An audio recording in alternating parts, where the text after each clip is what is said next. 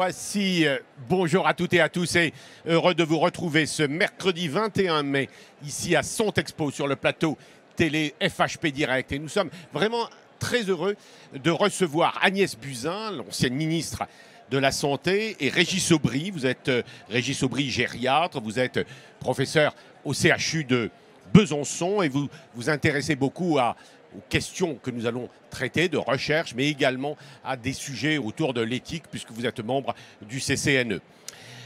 Le sujet que nous voulons traiter avec vous deux, Agnès Buzyn, vous avez pris quelques initiatives en la matière, c'est sauvons, enfin c'est un vrai engagement que nous lançons, c'est sauvons la recherche. C'est-à-dire, en réalité, c'est de se dire, il faut rappeler quels sont les fondamentaux qui font la médecine, l'intérêt que nous avons de développer évidemment un esprit scientifique pour faire de la bonne médecine.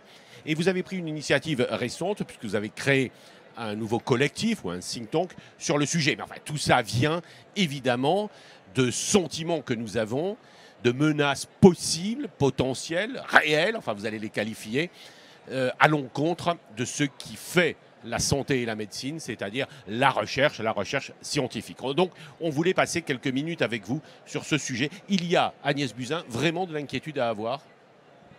Alors, ça fait assez longtemps en fait que j'ai une forme d'inquiétude vis-à-vis de la rationalité scientifique et sur le fait qu'on ne prend pas suffisamment en compte aujourd'hui ce que représente la recherche, l'acquisition de connaissances pour nos démocraties et peut-être pour l'avenir de nos démocraties.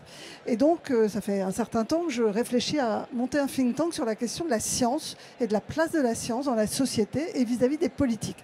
D'ailleurs, quand vous regardez les discours politiques depuis des années, plus personne vraiment ne parle de recherche et développement, de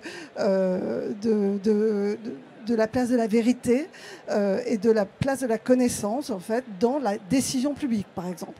Et donc moi ça m'a troublée en tant que ministre évidemment de voir qu'il n'y avait pas forcément une relation directe entre les connaissances acquises et les politiques publiques mises en place. Donc ça m'a interrogée et donc j'ai voulu recréer un espace public où on reparle de la rationalité scientifique et de la valeur de la connaissance. Agnès Buzyn, pourquoi on se serait lassé en réalité dans nos sociétés avancées ou démocratiques et avancées, on se serait désintéressé de ces sujets de recherche médicale, de recherche scientifique? C'est peut-être un peu dur, non? Non, je pense qu'il y a plein de raisons. La première, c'est qu'on est, notamment la société française, issue des Lumières, on a considéré que c'était une forme d'acquis. Cette confiance dans la science était acquise et on a oublié de dire que ça se cultive.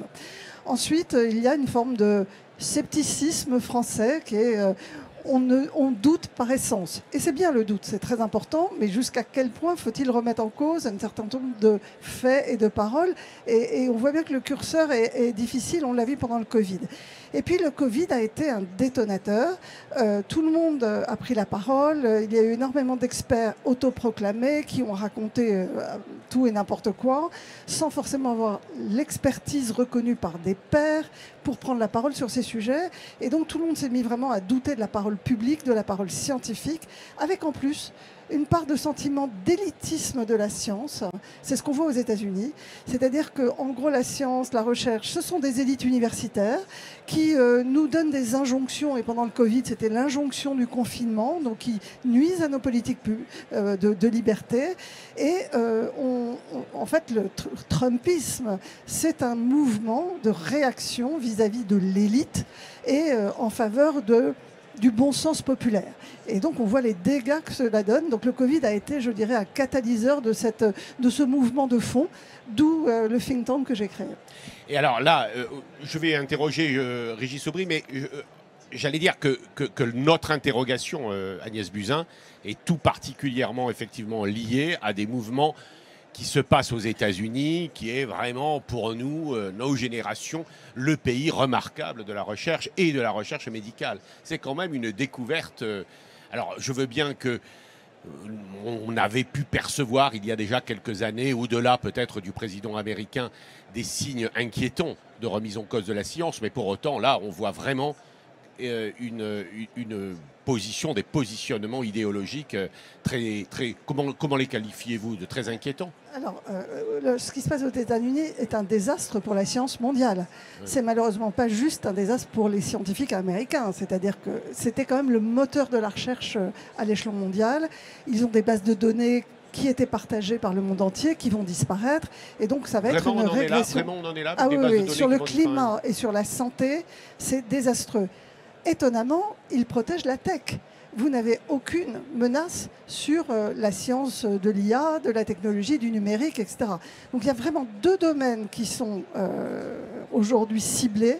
C'est la médecine et les sciences du climat qui aujourd'hui vont à l'encontre quelque part d'idéologies populiste, où on nie en fait le réchauffement climatique, ça c'est clair, et on nie certaines évidences scientifiques parce que... Est-ce que dans d'autres pays, moins engagés que les États-Unis ou moins marquants, Agnès Buzyn encore, je vais interroger Régis Aubry, mais est-ce qu'on a également ces mêmes mouvements dans des pays...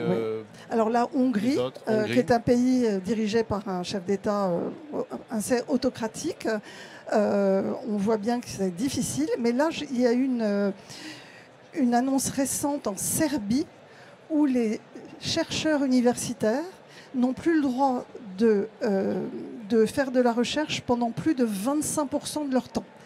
Ils ont interdiction de dépasser 25%. Donc en fait, l'attaque contre la science, c'est vraiment un marqueur des régimes populistes et totalitaires, parce que la science, ça peut contredire des idéologies simplistes.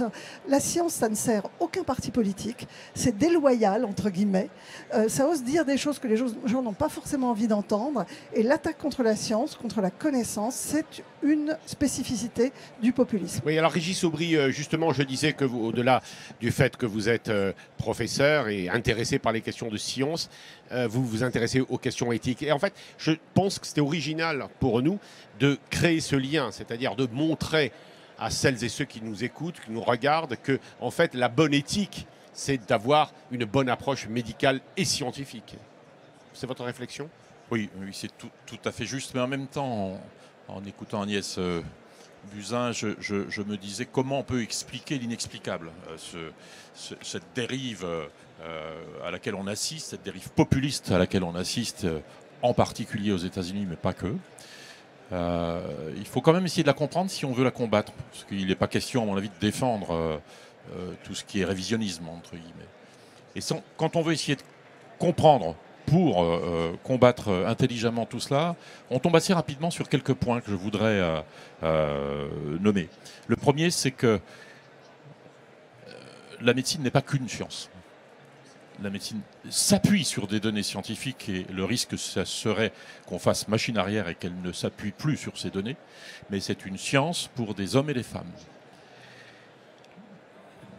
D'autant plus que du fait même du développement scientifique de la médecine, qui est un développement heureux, eh bien on s'aperçoit que ce qui est le corollaire des progrès de la médecine, guérir des maladies dont on mourait jadis, c'est parfois permettre la vie dans des situations complexes, des situations de vulnérabilité.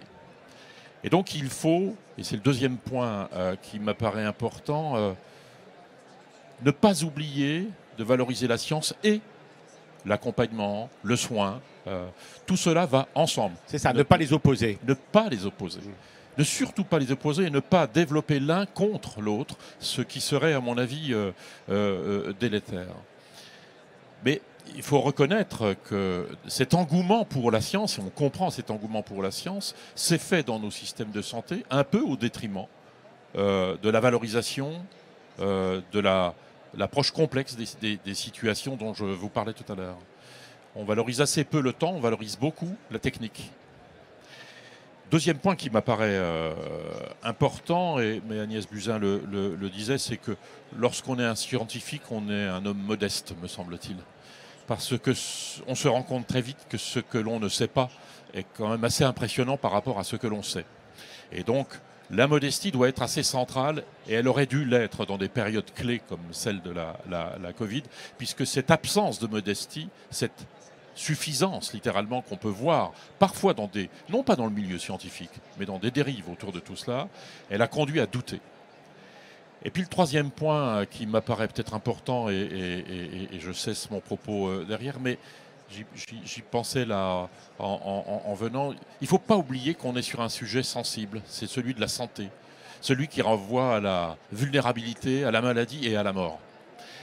On est sur des sujets qui génèrent de l'angoisse. Et il y a des mécanismes, quand la réponse à l'angoisse et la certitude qui confine à la suffisance, il y a des mécanismes qui sont plutôt du type rejet. Et on voit, et ça me surprend énormément, de voir comment certaines personnes que l'on a pu côtoyer, très rationnelles, très rigoureuses, peuvent se tourner vers d'authentiques dérives ça sort de toute rationalité, de toute explication. Il faut donc se rappeler de cela. La médecine est associée à l'accompagnement, à la relation. La médecine doit rester modeste et s'appuyer sur la science. Et elle doit, de mon point de vue, prendre en compte cette angoisse majeure qu'il y a dans le monde de la santé, qui est celui de la maladie et de la mort. Est-ce que l'on peut rajouter également un autre aspect, c'est celui de la formation, c'est-à-dire former les citoyens, les jeunes évidemment. Je vois que quand même chez quelques-uns de nos confrères sérieux dans les télés ou dans les radios, il y a quand même, commence à y avoir à nouveau quelques émissions scientifiques, donc ça c'est sans doute bien, peut-être à l'école, faire plus pour... Ça, c'est la formation, l'information, la qualité de l'information. Parce que le problème que nous avons connu au moment du Covid, et j'allais dire, la responsabilité, elle est partagée entre les médecins et les journalistes. Le tout et n'importe quoi était venu aussi dans le fond d'une mauvaise formation ou d'un mauvais intérêt de la part des hommes de communication à ces questions qui sont des questions difficiles, fondamentales. À votre avis? Alors, je voulais vous interroger également, et puis on va terminer notre entretien, Agnès Buzyn. C'est ce qui était important, il y a deux points que je voulais voir avec vous. C'était, vous aviez vous-même, quand vous êtes arrivé, devenu ministre, vous aviez beaucoup parlé de la pertinence des soins, je crois. Et dans le fond, je me disais, en réfléchissant, qu'il faut peut-être avoir une médecine, comme vous le dites d'ailleurs, Régis Aubry, juste et pertinente. Est-ce que... C'est vrai que c'est en marge du sujet, mais pas tant que ça. C'est-à-dire que la pertinence, c'est quand même identifier rationnellement, scientifique, à quel moment un acte qui en soi est utile peut être réellement utile pour la personne à un moment donné de son parcours. Et donc la pertinence, c'est avant tout de la rationalité dans la façon dont on organise, dont on prescrit, etc. Donc ça rejoint le champ de la science. Mais je voudrais juste, si vous me permettez, rebondir sur les propos de Régis Aubry. Moi, je suis totalement en phase avec vous. Il ne faut pas que la science prescrive les politiques publiques. Ça s'appelle du scientisme et c'est très violent. À l'inverse, il ne faut pas simplement que l'opinion publique ou que des comités citoyens prescrivent les politiques publiques. Il faut trouver une forme d'équilibre entre ce qu'attendent les gens, ce qu'ils sont capables de supporter et ce que dit la science. Et c'est cette ligne de crête qui doit nous aider à avoir des politiques publiques à la fois rationnelles et à l'écoute du terrain. Et en fait, ça rejoint ce qu'on appelle l'evidence-based medicine. C'est quoi l'evidence-based medicine? C'est une médecine fondée sur les preuves, mais pas que. C'est que disent les preuves, les recommandations. J'ai vu Lionel Collet tout à l'heure de la HAS, c'est les recommandations de la HAS. Que pense le malade? Qu'est-il capable de supporter en termes de traitement, de rythme, etc. Et que dit l'expérience du médecin? Et c'est cette triangulation entre la science, le patient et le professionnel qui doit agir qui fait de la bonne médecine. Donc il doit prendre en compte évidemment les facteurs humains. Je pense qu'en politique c'est pareil. On doit avoir des politiques publiques qui sont fondées sur la science, qui prennent en compte ce qu'attendent les citoyens et où le politique, lui, doit trancher entre les deux. Je ne veux pas du scientisme, je ne veux pas du populisme, je veux une politique publique fondée sur la science et qui est à l'écoute de chacun. Et qui s'occupe de la formation, vous êtes d'accord, ça, formation des jeunes, mais aussi formation continue, peut-être, des médecins, parce qu'on peut oublier des soignants, d'une manière générale. Je pense qu'on a beaucoup misé sur la vulgarisation scientifique, sur l'idée qu'en apprenant aux jeunes comment fonctionne notre univers, etc., ça allait suffire à rendre la science belle. Moi, je pense qu'on a atteint les limites de la vulgarisation aujourd'hui. Ceux qui aiment la science vont aller voir la vulgarisation, vont écouter. Ceux qui aujourd'hui doutent et mettent à défi les scientifiques, aujourd'hui, la vulgarisation ne les aide pas. Ce qui a été démontré scientifiquement, là récemment, et je pense qu'on va publier là-dessus dans le cadre de mon think tank Évidence, c'est qu'en fait, face à une inondation de fausses informations qui inondent les réseaux sociaux, nos instances, nos agences ne sont pas suffisamment offensives. Souvent, elles disent non, mais on ne va pas rajouter une pièce dans la machine, on ne va pas répondre au fait que les vaccins, ça donne le cancer, on va encore donner trop de crédit à ces gens-là. Sauf qu'à la fin, des gens sont de bonne foi, inondés par les réseaux sociaux et non pas quelque chose qui contredit officiellement ou en tous les cas suffisamment en nombre, en masse, la parole de désinformation. Donc je pense qu'aujourd'hui, c'est vraiment aussi quantitatif. C'est pas seulement qualitatif, il faut aller se battre là où circule la désinformation sur les réseaux sociaux, là où s'informe notre jeunesse. Vous vous rendez compte que 90% des jeunes de moins de 35 ans s'informent sur les réseaux sociaux. Oui, il y a encore l'école quand même, Madame Aubry, Madame Buzyn, il y a encore l'école. Il y a encore l'école. Oui. Non, je parlais. Martine Aubry, c'est pas moi. Non, et Régis Aubry, c'est lui. Parfait. Non, il y a l'école, mais nous avons fait l'actu. Celle-là, elle va être reprise dans les réseaux sociaux. Alors, terminez, Madame Buzyn. Bon, alors, Régis Aubry, là, peut-être sur comment concilie-t-on tout cela? Vous évoquiez la question de l'éducation et de la formation. Oui. Je souscris à l'importance d'actionner ces deux leviers. L'éducation à la rigueur de la pensée. Ne pas céder à la facilité. C'est bien, on parle bien d'éducation. Apprendre à construire une opinion argumentée plutôt qu'apprendre à croire. C'est quelque chose qui, à mon avis, relève du champ éducatif. Et sur le plan des professionnels de santé, dans le cadre de la formation initiale comme continue, c'est apprendre à être rigoureux. Apprendre également à argumenter. Parce que les vecteurs de la désinformation, il faut bien le reconnaître, sont parfois des professionnels de santé. C'est ça qui est tout à fait surprenant. Et donc, comment arrive-t-on, alors qu'on est un professionnel de santé, à littéralement dévisser, emprunter des voies qui sont celles de l'absurdie? Je crois qu'il faudrait qu'on travaille là-dessus. Il y aurait peut-être des travaux de recherche à mener là-dessus. Parce que je pense qu'en tout cas, la formation à la rigueur, l'apprentissage du doute, lié science, humanité et science, entre guillemets, dans l'apprentissage des professionnels de santé, nous armerait probablement un peu plus contre ce qui arrive et que l'on n'avait pas prévu, ce qui advient et que l'on ne savait pas, ce qui est le quotidien du médecin sans référence. Il y a quelque chose, à mon avis, d'extrêmement important.